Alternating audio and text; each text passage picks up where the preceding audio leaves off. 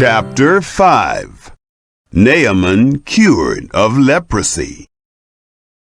Now Naaman, captain of the army of the king of Syria, was a great man with his master, and honorable, because by him Yahweh had given victory to Syria.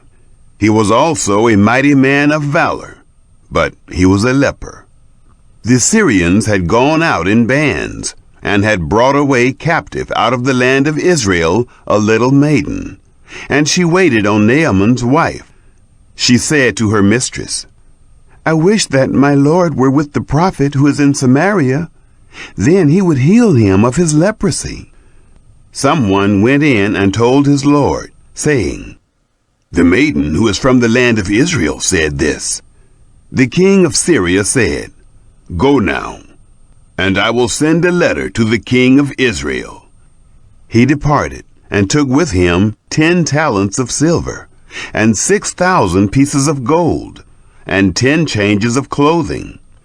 He brought the letter to the king of Israel, saying, "Now when this letter has come to you, behold, I have sent Naaman my servant to you, that you may heal him of his leprosy."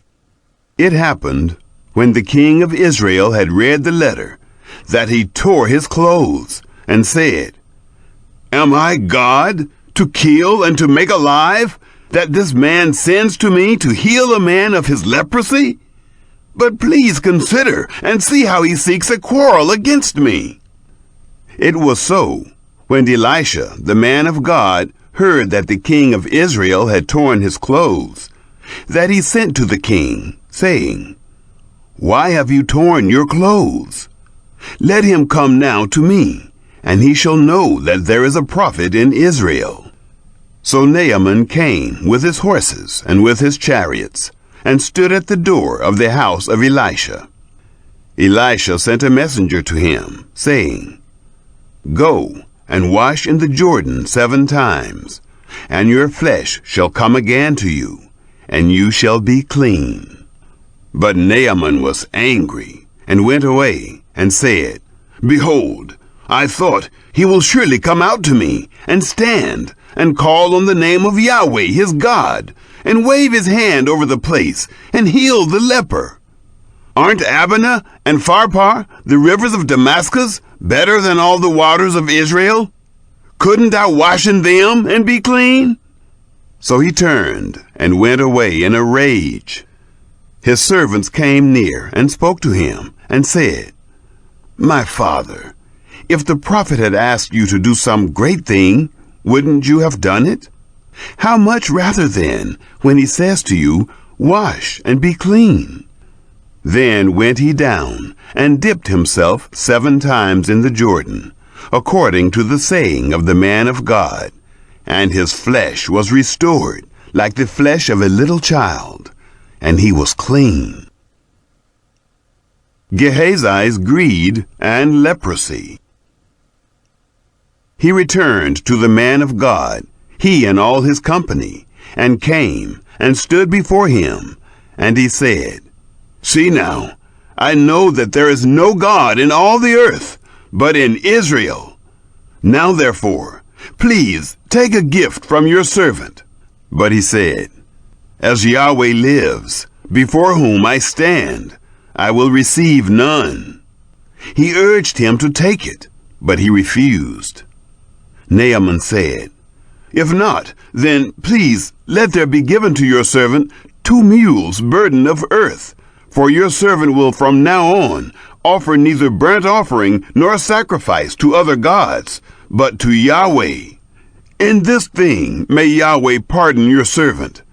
When my master goes into the house of Rimmon to worship there, and he leans on my hand, and I bow myself in the house of Rimmon, when I bow myself in the house of Rimmon, may Yahweh pardon your servant in this thing." He said to him, "Go in peace."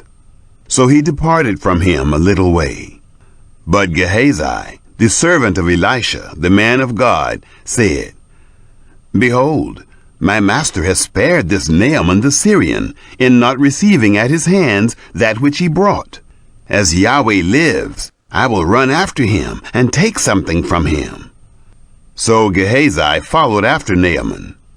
When Naaman saw one running after him, he came down from the chariot to meet him and said, "Is all well?" He said, "All is well. My master has sent me, saying, 'Behold, even now 2 young men of the sons of the prophets have come to me from the hill country of Ephraim.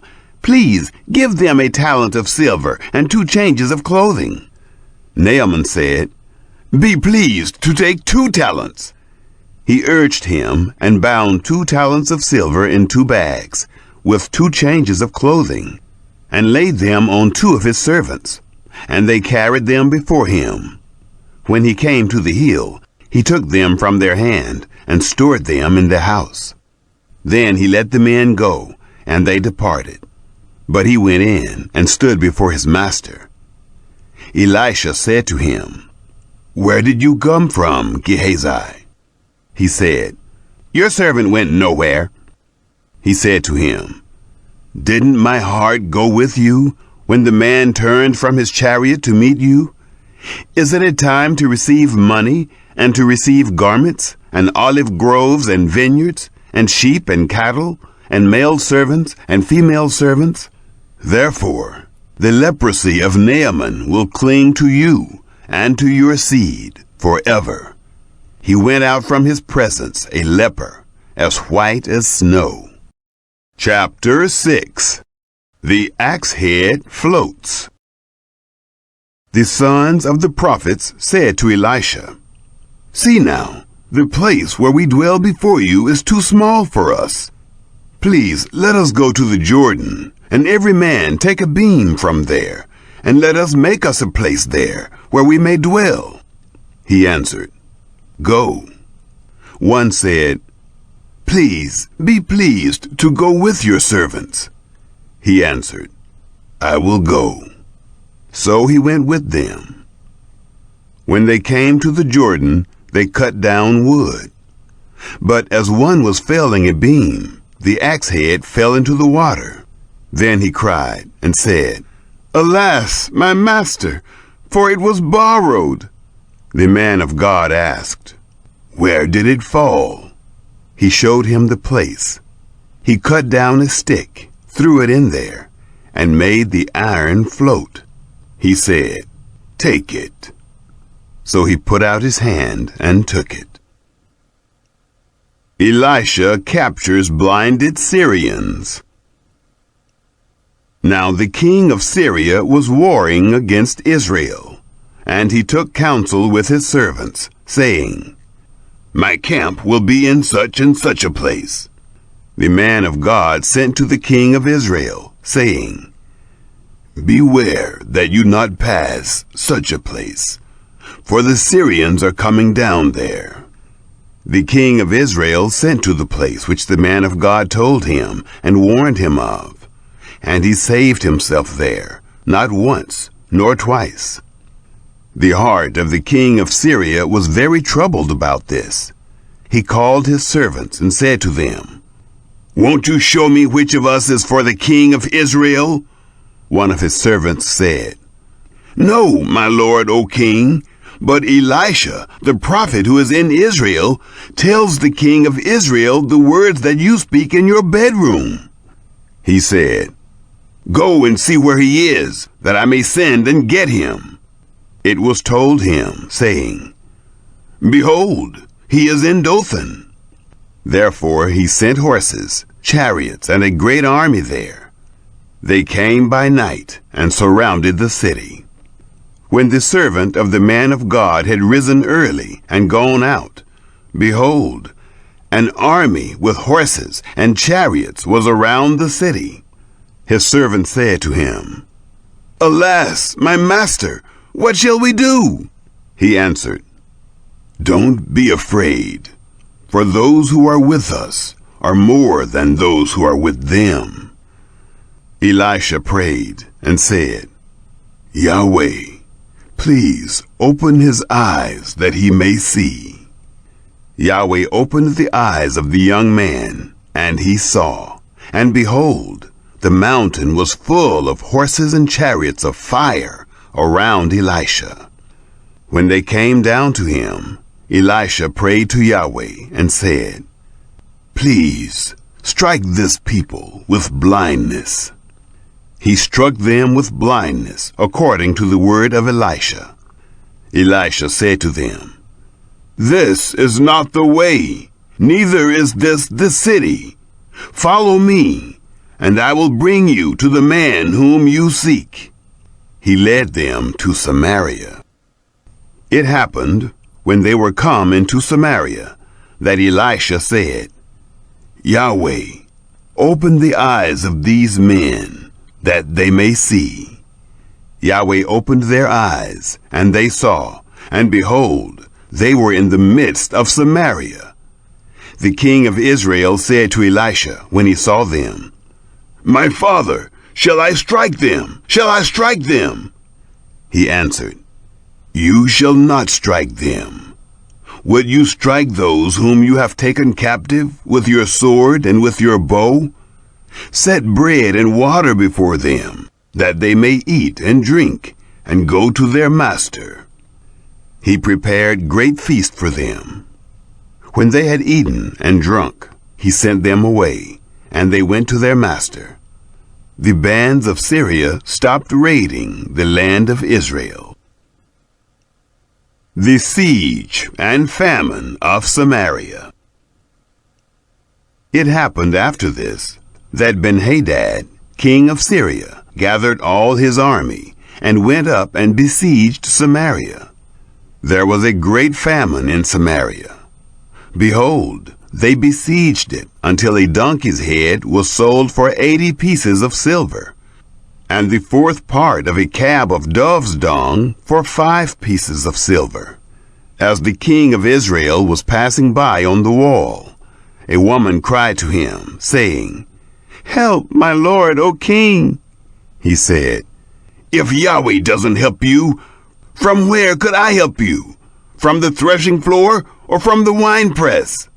The king said to her, "What ails you?" She answered, "This woman said to me, 'Give your son, that we may eat him today, and we will eat my son tomorrow.' So we boiled my son and ate him. And I said to her on the next day, 'Give your son, that we may eat him.' And she has hidden her son." It happened, when the king heard the words of the woman, that he tore his clothes.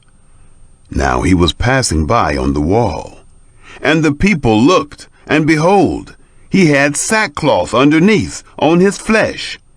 Then he said, "God do so to me, and more also, if the head of Elisha, the son of Shaphat, shall stay on him this day." But Elisha was sitting in his house, and the elders were sitting with him.